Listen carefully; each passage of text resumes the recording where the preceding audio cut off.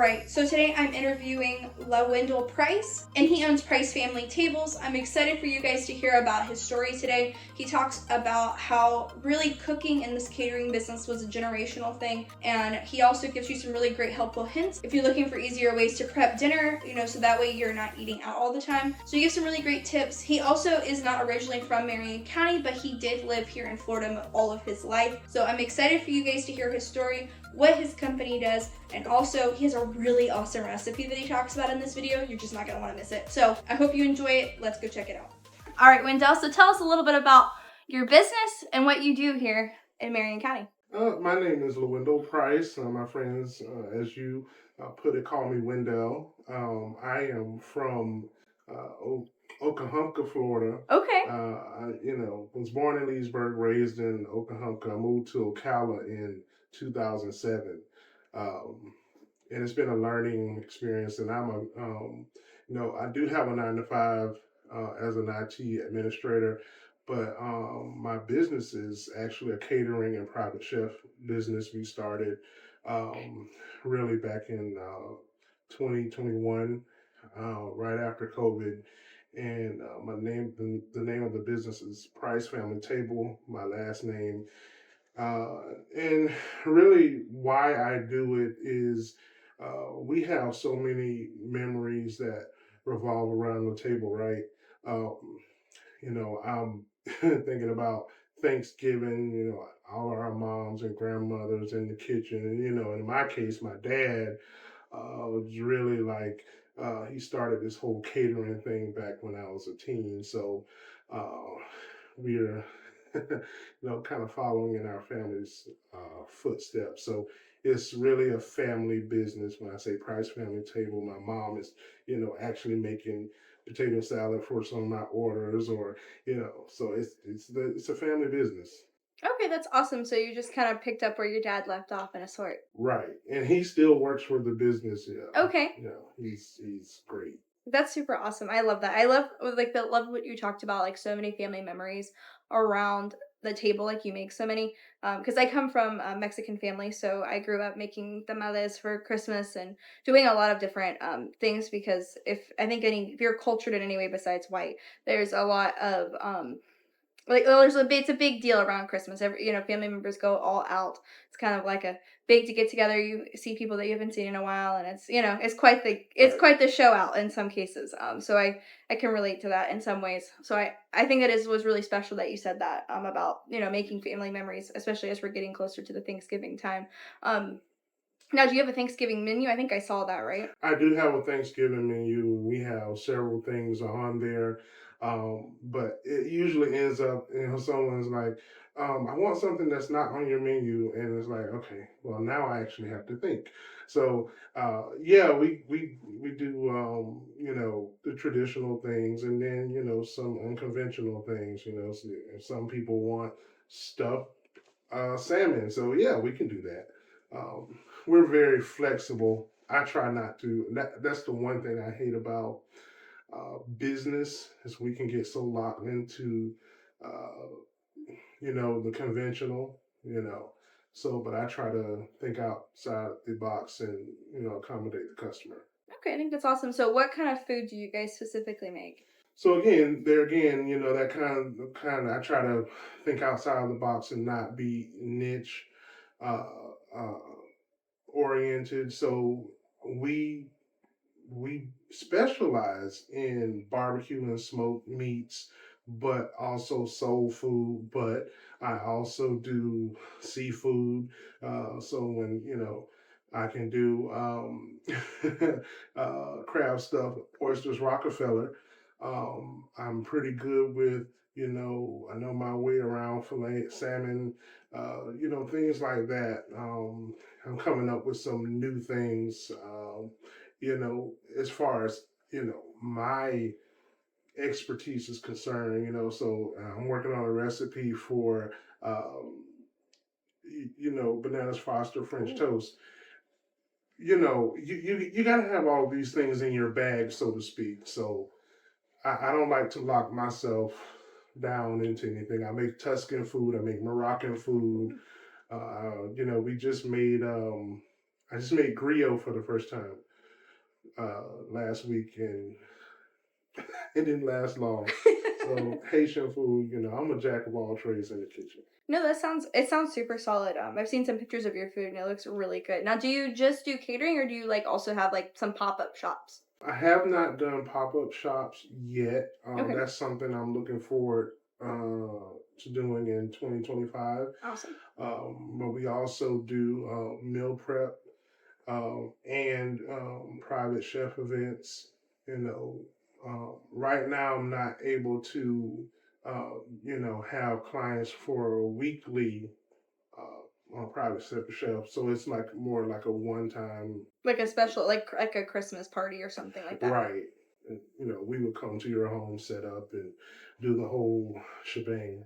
Okay. That's super awesome. I know that I'm sure that's probably getting more and more popular as the WEC community kind of grows and also like some that's just bringing in more and more kind of professional type people that would want, a personal chef that to Right, come in there and do that. right, and it's also, again, you have people who their fond some of their fondest memories revolve around eating. So you know I've had, people say, hey, well, we want to do something really special for our 50th. So can you come in and suggest a menu? And, we really, all, we want is to be nice. And we come in and I love,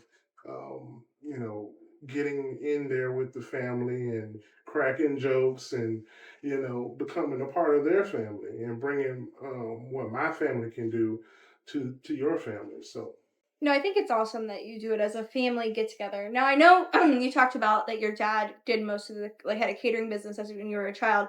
So what are some of your favorite meals that either you make, he's made, somebody like what's something that's like your go-to thing? well, with in case of my dad, because they're both of my parents, cook, but Okay. with my dad, he's like the pit master of pit masters, Okay. and his philosophy around things is very, we want to keep it simple. Let the meat speak to you. You don't tell it what to be. And so one of my favorite things is, everyone loves ribs, but I, I'm I'm really the other way. If you can get chicken right, You're not wrong.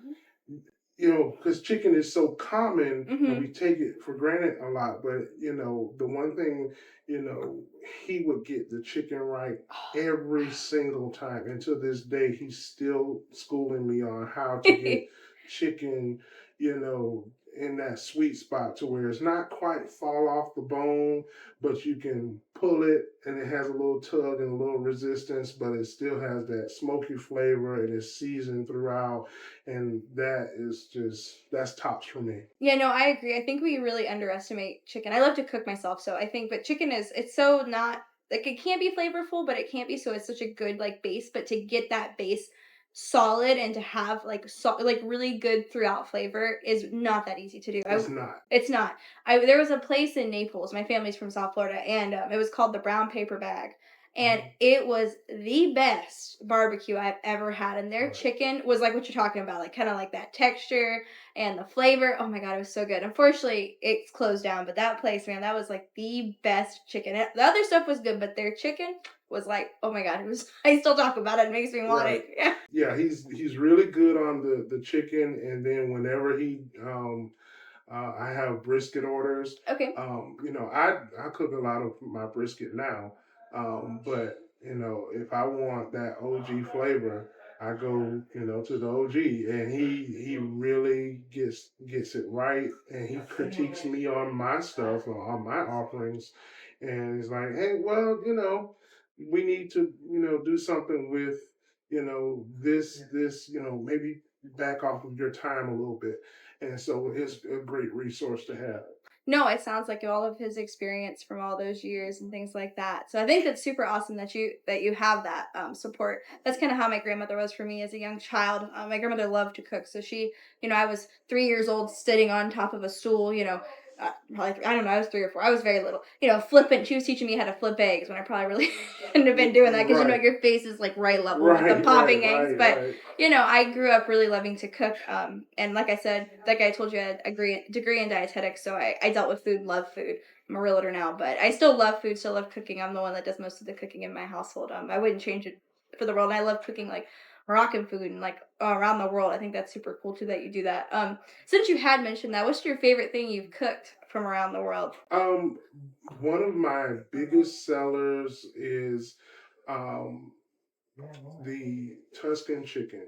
Okay. Uh, and I do this several different ways. Now, usually when it's, just me and my wife or, with the kids, I'll take a chicken thigh and I'll sear it on both sides and use my turmeric and my coriander and my all of my flavors, and I'll pull it out with some olive oil, and then we'll reduce it with some white wine, maybe just a little pinch, some shallots, and then we'll go in with the cream and pull all that stock up off the pan. We add our spinach. I usually like to use spinach and some heirloom tomatoes, and it creates a nice creamy sauce, and you have the crispiness from when you did the sear, and That sounds it's really good. phenomenal, and everyone, and it's almost like become my signature dish Okay. with catering, and it's really weird because people will see it on on my content. It's like, oh well, what is that? Oh, that's Tuscan chicken breast. Please don't order that. And they're like, no, I think I want the Tuscan chicken. And it's like, you guys do know I do other things, right? And but whatever, we'll make it work. You know. So that's just kind of become like your main staple. Yeah, and it's the craziest thing, and I'm like, literally, guys, you could do this in your home. It's so easy, but it works. It's a crowd pleaser, and it's aesthetically pleasing. Yeah. You dress it well. You're gonna get the pops of green and red, and I usually add microgreens or something just to Give it that little extra. right. Yeah, no, that sounds super delicious. I know you talked about cooking at home. So what are some like maybe quick, easy tips that you would give somebody looking to, maybe up their cooking skills at home? And I think this goes for cooking at home or professionally. Start early.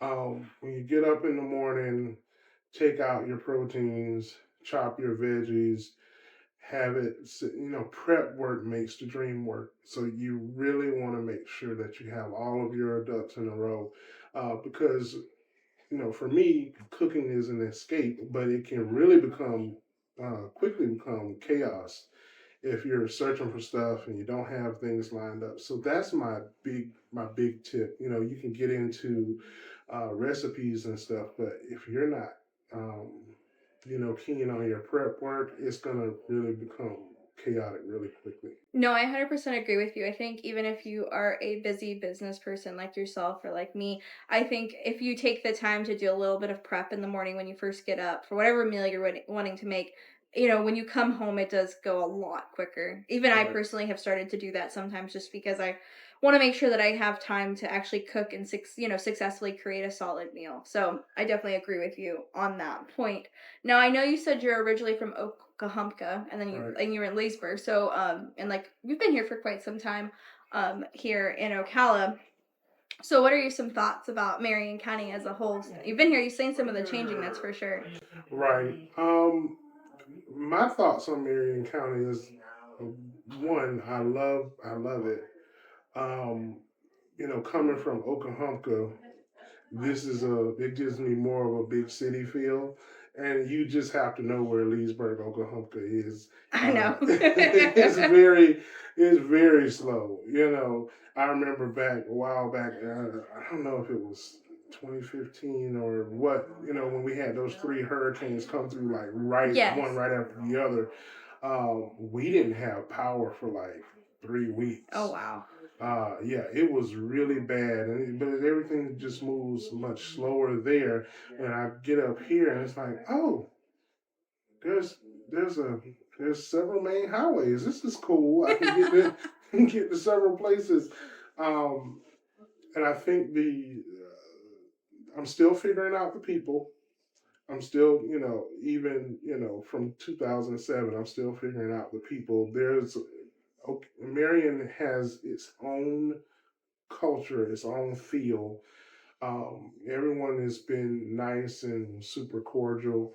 Um, but I really love the community, and I'm happy to be a part of it. No, I think that's true. Leesburg is growing a lot, though. Okahumpka Yeah, has still kind of stayed a little bit more country-esque, but Leesburg's growing a lot. yes, is they have definitely experienced a boom. I was driving through the other day, and I was like, wow, wow, and there's always a big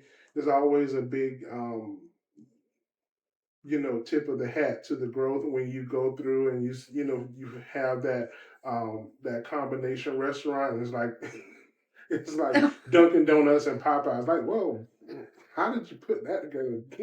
Donuts and chicken. Hey, somebody trademarked that. Didn't they do Um, that? I think didn't they have yeah, a donut sandwich with fried chicken or something at one it's point? something crazy. I just when I see stuff like that, I think about hospital bills. you I know, know, instant heart attack, right? right. So I can't do that. Maybe when I was 20, but now it's like no, I gotta think about my will. No, I know. I think they did do that, but no, it is at least Lake County has definitely had some growth, a lot of growth too. It's been kind of interesting though in Lake County. I feel like because it's a little more like in different spots. Where in Marion County, I feel like for the most part, the like middle portion of Marion has all seen the growth kind of all at once. Where Lake County is a little more pocketed. So I think it's kind of interesting just to like see those different growths like factors and rates. Right, and and I live in Marion Oaks, the Okay. southern part. So right now it's surging. We have four or five houses being built simultaneously where I live right now, and then we're losing Winn Dixie, but we're getting the Aldi. We're get, the some of the distribution centers that are being built.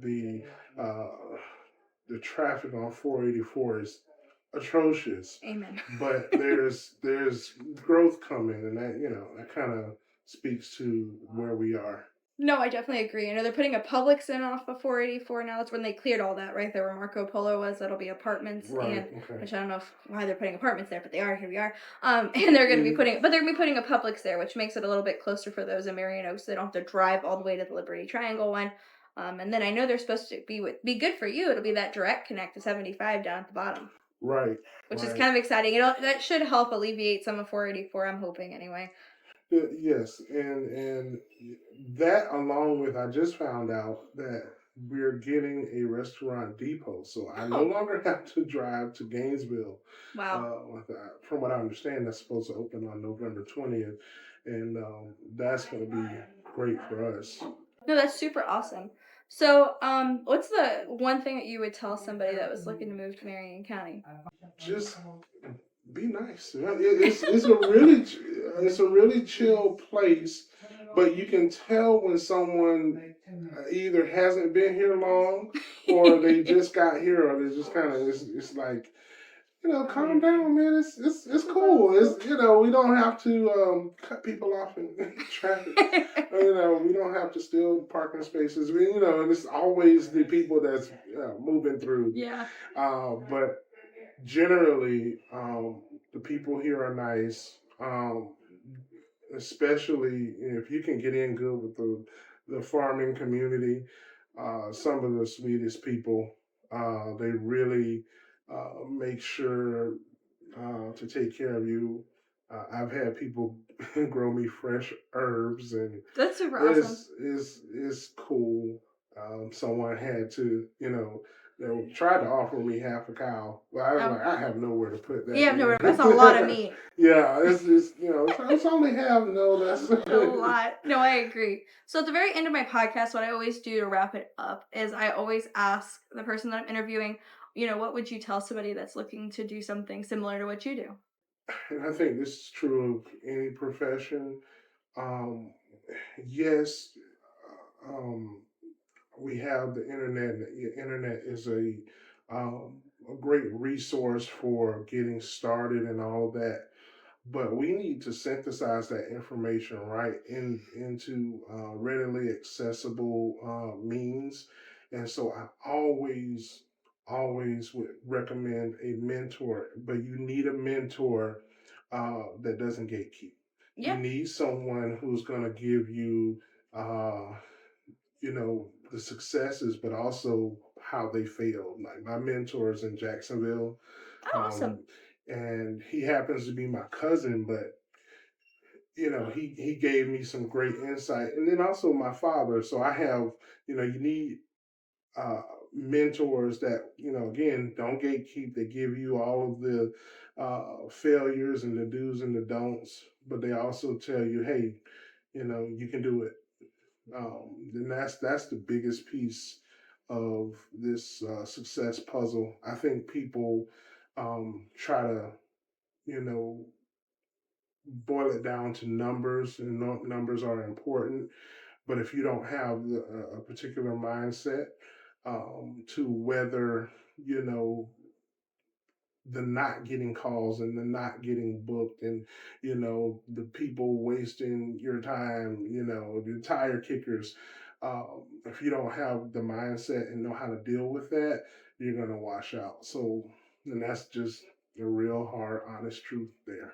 No, I definitely think you hit it on the head. It's definitely not easy to be an entrepreneur because very often we come up with roadblocks, whether regardless of what it is. We keep trying the same thing over and over again, trying to come up with different ways to do things and kind of evolving as time goes on. And I do think having mentors or people in your life that, influence you and tell you, don't give up, keep going. You'll find something that works at some point, Right. And I think that's super important and special that you mentioned that because I think it's just not easy. People think entrepreneurship is easy and fun. Is not. It's We not. we work harder than anyone else. We're up at night trying to figure out little ways to be more visible. It's All the not. above. Yeah. Yeah. So, well, I appreciate you coming on, Wendell, and it was great having you and having this conversation about your business. Do you have any special events or anything coming up that you'd like to tell everybody before we sign off? Well, again, we're doing Thanksgiving menus. And, I'm taking orders up to the 18th. We're doing smoked turkey, smoked hams, deep fried turkeys, and uh, any barbecue you can think about, and plus all of the traditional sides. Just keep your eyes open. We're doing great things here in Ocala, and if you need to book us for your event, chamber event or whatever, we can definitely accommodate you. Well, I appreciate it, and it was really great having you on. Thank you, Gabby. You're very I've welcome. enjoyed. All right, guys. So I hope you enjoyed this one. It was a really great episode, and I look forward to many more that I have coming. I'm super excited about them. Again, I hope you guys have a great day, regardless of what day it is. Thanks so much. Bye.